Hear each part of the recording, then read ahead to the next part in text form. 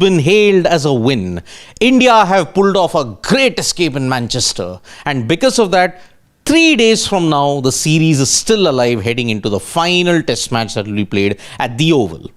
But firstly, the image from the test match, there are particularly 2-3 images that are there. One is this. Gautam Gambhir in the Indian dressing room, the video has been shared by the BCCI in which he has absolutely hailed Rishabh Pant.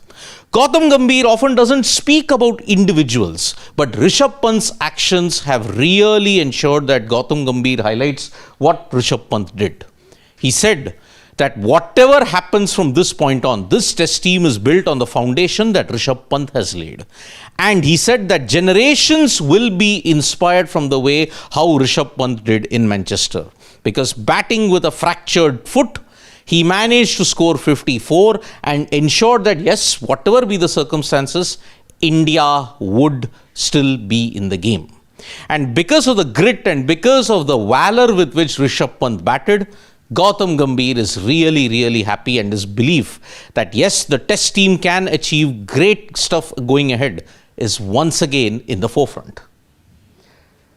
But another test match image that you're looking at in Manchester was this. Ben Stokes offering the draw, the handshake, but Jadeja and Washington Sundar refused. After that, the way how Stokes conducted himself in the last 15-20 minutes, Sanjay Manjrekar has said that he looked like a spoiled child. That is not how a leader operates. And even Sunil Gavaskar, the former India captain, has lambasted Ben Stokes and the England team for their conduct. Why on earth can't you not go for milestones when the result is not at stake?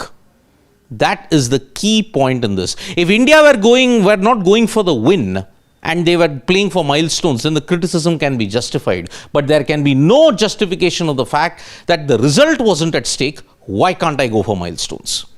England, typical at this point in time, crying over spilt milk like they have always done for decades and decades. Which is why Ben Stokes later on shook hands and then he said, yes, Washington Sundar and Ravindra Jadeja showed that why they are so dangerous.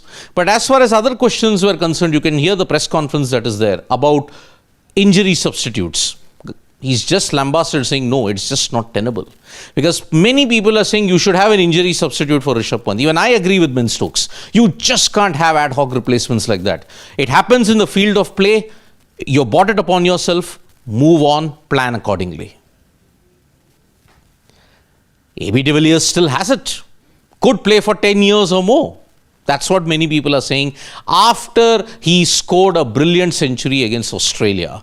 On the other hand, India have lost to the England champions and that's why their semi-final path looks a bit tricky. But they also need just one win to ensure, and other results have to go their way to ensure they make it to the semi-final. You're now heading into the final T20I of Australia's tour to the West Indies. And believe me, Australia are gunning for a final whitewash. West Indies have never been whitewashed final in a T20I series. Australia, on the other hand, would want to really pile on the agony. 3-0 test whitewash, final T20I series whitewash.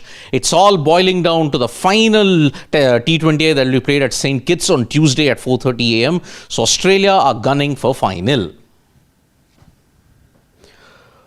Pakistan's hockey and the sports board have said that no, you cannot send Pakistan to any event in India because of security concerns. And due to the ongoing hostilities now, Bangladesh has now been put on standby to participate in the Asian Champions Trophy that will be played at Rajgir. Now, even that is a problem because Bangladesh also, you got hostilities now, and Pakistan also, you got hostilities. How will the Asian Hockey Federation balance this out? Because the Asian Champions Trophy serves as a vital encounter for the World Cup qualification as well. So that is why it's not going to be easy to balance this out at this point in time.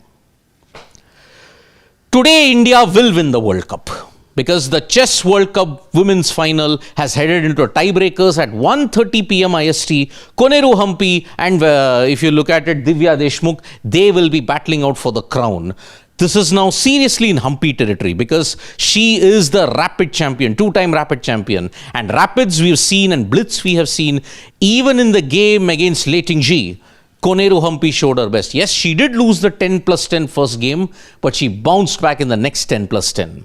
And then in the blitz, you saw her brilliance. And that is why, will the youngster make more blunders or will Koneru Hampi make more blunders? It's an even contest at this point. Divya Deshmukh is no pushover.